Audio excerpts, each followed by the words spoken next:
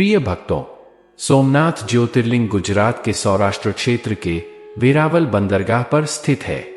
यह भारत के 12 ज्योतिर्लिंगों में से प्रथम ज्योतिर्लिंग है, जिसे सोमनाथ ज्योतिर्लिंग कहा जाता है। इसकी महिमा महाभारत, स्कंद पुराण और ऋग्वेद में वर्णित है। प्रिय भक्तों, सोमनाथ मंदिर असंख्य भक्तों की आस्था का केंद्र है। सोमनाथ मंदिर के बारे में पौराणिक मान्यता है कि इसका निर्माण स्वयं चंद्रदेव ने किया था। तो चलिए भक्तों, आज हम जानते हैं महादेव के सबसे प्रथम ज्योतिर्लिंग सोमनाथ ज्योतिर्लिंग की महिमा। भक्तजनों, आपसे निवेदन है कि इस कथा को पूरा सुने। इस कथा को बीच में छोड़कर जाने की भूल न करें, क्योंकि आधी अधूरी कथा आधा अधूरा ज्ञान देती है, और आधा अधूरा ज्ञान बड़ा ही हानिकारक होता है भक्तों। तो चलिए भक्तों, आज की कथा को प्रारंभ करते हैं। एक समय की बात है, प्रजापति दक्ष अपनी 27 पुत्रियों के विवाह के बारे में चिंतित हो रहे थे। तब एक महान ऋषि प्रजापति दक्ष के राज्य में आए। प्रजापति दक्ष ने ऋषि का बड़ा ही आदर सत्कार किया और अपनी कन्याओं के विवाह के बारे में ऋषि से विचार विमर्श किया।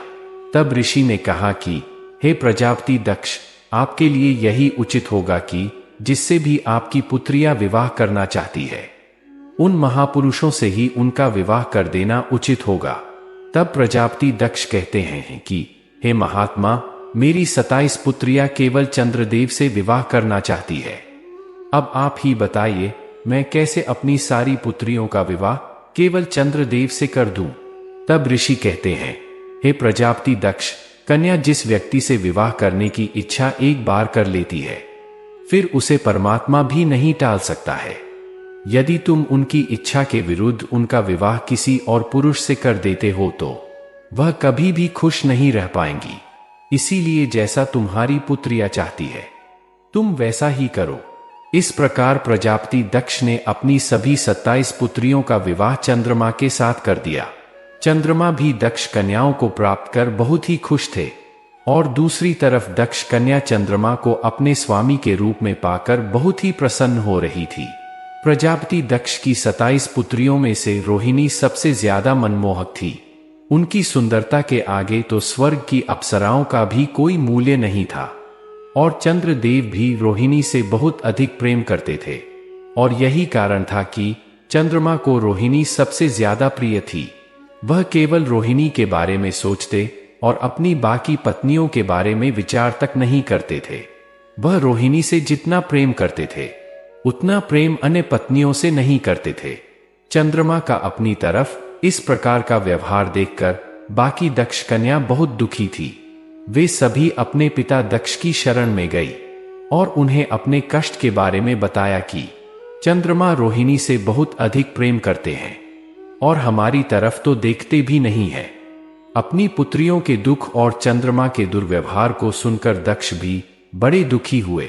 प्रजापति दक्ष अपनी पुत्रियों की व्यथा को सुनकर चंद्रलोक में गए और चंद्रदेव से बड़ी विनम्रता से कहा, हे देव, आपने देवकुल में जन्म लिया है, फिर भी आप अपनी पत्नियों के साथ भेदभावपूर्ण व्यवहार करते हैं। तुम्हारे परिवार में रहने वाली जितनी भी स्त्रियां हैं, उनके प्रति तुम्हारे मन में प्रेम कम और रोहिणी के प्रति प्रेम अधिक। ऐसा किस कारण से है देव? आपने जो व्यवहार किया है वह ठीक नहीं है। मैं आपको समझाना चाहता हूं कि ऐसा दुर्व्यवहार एक देव को शोभा नहीं देता है। प्रजापति दक्ष की बात सुनकर चंद्रदेव कहते हैं, हे प्रजापति, ऐसा नहीं है। मैं अपनी सभी पत्नियों से समान प्रेम करता हूं। आपसे कोई भूल हुई है। इस प्रकार प्रजापति दक्ष ने अपने दामाद चंद्रमा को प्रेम पूर्वक समझाया और सोचा कि मेरी कन्याओं से कोई भूल हो गई होगी, चंद्रमा ऐसा नहीं कर सकते। यह सोचते हुए प्रजापति दक्ष वापस अपने लोक चले गए। और दूसरी तरफ इतना समझाने पर भी चंद्रदेव ने अपने ससुर प्रजापति दक्ष की बात नहीं मानी। रोहिणी के प्रेम वश में चंद्रदेव ने अपनी पत्नियों से बात करना तक बंद कर दिया था। इस कारण चंद्रदेव केवल रोहिणी के महल में ही निवास करते थे। बाकी रानियां बहुत ही उदास रहती थी कि चंद्रदेव उनके महल में नहीं आते हैं, उनसे बात तक नहीं करते हैं। फिर सभी पत्नियों वापस दुखी होकर अपने पिता के पास गई और उनसे कहा, हे पिताजी, आपके इतना समझाने पर भी चंद्रदेव हमारी तरफ देखते भी नहीं है। उन्हें हमारी कोई परवाह ही नहीं है। वह तो केवल रोहिणी के प्रति आश्रित है और रोहिणी से ही प्रेम पूर्वक बात करते हैं। इतना सुनकर प्रजापति दक्ष फिर से दुखी हो गए और इस बार वह अत्यधिक क्रोध में चंद्रदेव के पास गए। प्रजापति दक्ष चंद्रदेव से कहते हैं, हे देव, मेरे इतने समझाने पर भी आपने मेरी बात को नहीं माना। मैं आपको पुनः कहता हूं कि किसी के साथ दुर्व्यवहार करना न्याय उचित नहीं है और इसका पाप बड़ा ही हानिकारक होता है। मैं आपसे निवेदन करता हूं कि आप मेरी सभी कन्याओं से समान व्यवहार करें। जब चंद्रदेव ने प्रजापति दक्ष की बात सुनी, तब उन्हें क्रोध आ गया और उन्होंने कहा, हे दक्ष, मैं केवल रोहिणी से प्रेम करता हूं और मेरा प्रेम केवल रोहिणी के लिए ही है, इसीलिए इसमें मैं कुछ नहीं कर सकता। प्रजापति दक्ष के बार बार आग्रह करने पर भी चंद्रमा ने अवहेलना पूर्वक दक्ष की बात नहीं मानी। तब प्रजापति दक्ष को अत्यधिक क्रोध आ गया और उन्होंने कहा, हे चंद्रदेव, आपको अपने जिस रूप पर अभिमान है, आप जिस रूप के कारण मेरी अन्य कन्याओं से समान व्यवहार नहीं करते हैं, मैं आपको श्राप देता हूं। आपको क्षय रोग हो जाए, आपका यह सौंदर्य खत्म हो जाए, जिस रूप पर आप अभिमान करते हो वह नष्ट हो जाए। प्रजापति दक्ष द्वारा श्राप देने के साथ ही क्षण भर में चंद्रमा क्षय रोग से ग्रसित हो गए। उनकी सारी सुंदरता समाप्त हो गई और उनकी काया पर बड़े बड़े धब्बे हो गए। अब चंद्रमा किसी को भी अपनी काया दिखाने के अनुरूप नहीं रहे। चंद्रदेव की ऊर्जा समाप्त होते ही पूरी सृष्टि में हाहाकार मच गया। सभी देवगण बहुत चिंतित हो गए कि बिना चंद्रदेव के पृथ्वी पर रात्रि का कोई अर्थ नहीं बचेगा। हमें किसी भी प्रकार चंद्रदेव की काया को पुनः ऊर्जा प्रदान करनी होगी। तब अग्निदेव इंद्रदेव से कहते हैं, हे देव, प्रजापति दक्ष के श्राप को टाला नहीं जा सकता है। तब इंद्रदेव ने कहा, हे देव, इसका उपाय तो केवल ब्रह्मा जी ही दे सकते हैं। हमें ब्रह्मा जी की शरण में जाना होगा। उसके बाद चंद्रदेव की सहायता के लिए इंद्र और बाकी देवगण ब्रह्मा जी की शरण में गए।